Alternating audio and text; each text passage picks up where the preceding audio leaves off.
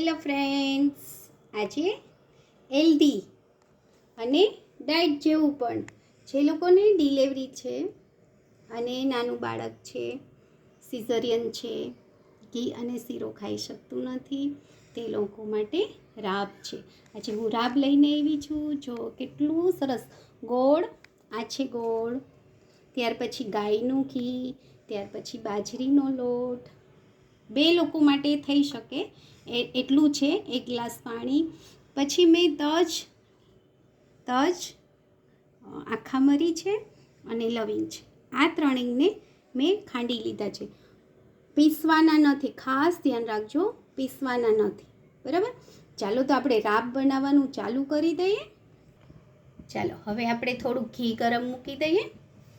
ત્યાર પછી તેની અંદર બાજરીનો લોટ,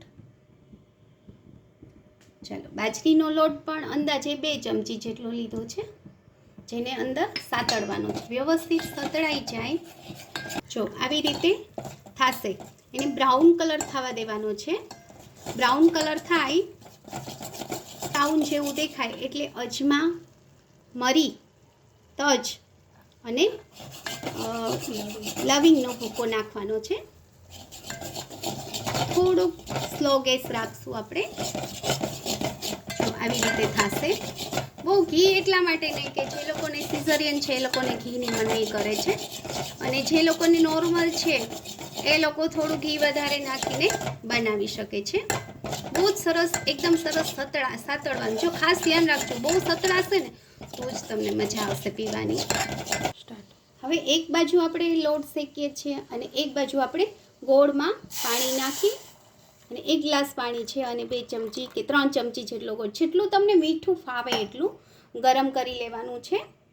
ગરમ કરવાનું છે, સરસ રીતે ગરમ થાય. આ બાજુ લોટ શેકાય છે અને આ બાજુ આપણે ગોળનું પાણી ગરમ થાય છે. ત્યાર પછી એને સારી રીતે ઉકળવા દઈ.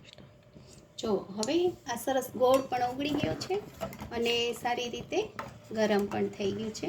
હવે એને આપણે એક સાણસીની મદદથી અને ગળણી લેશું આપણે, અને આની અંદર સરસથી ગાળી અને અંદર નાખી દેવાનું છે.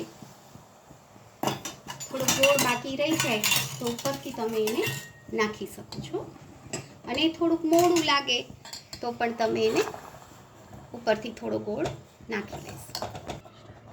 સારી રીતે ઉકળવા દેવાનું છે.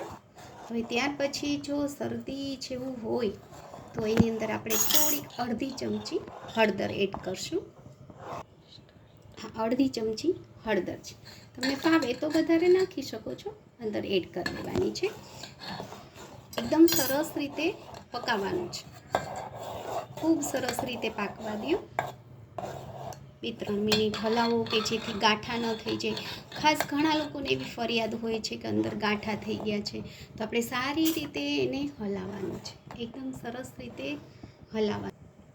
જો હવે મેં થોડુંક આદો ખમણીને રાખ્યું છે, તો આદું ન હોય તો સૂંઠ પણ ચાલે, તો થોડું આપણે એની અંદર આદું એડ કરશું અને ફરી પાછું થોડીક વાર હલાવશું. 2-3 મિનિટ પૂરતું હલાવશું.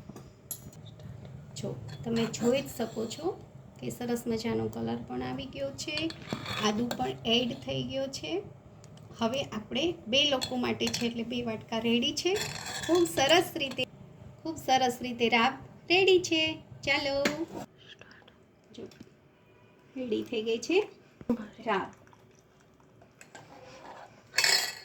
કેટલી સરસ રીતે લાગે છે. સાસુ અને વહુ બંને પીજો. લાઈક કરજો, શેર કરજો અને સબસ્ક્રાઈબ કરજો.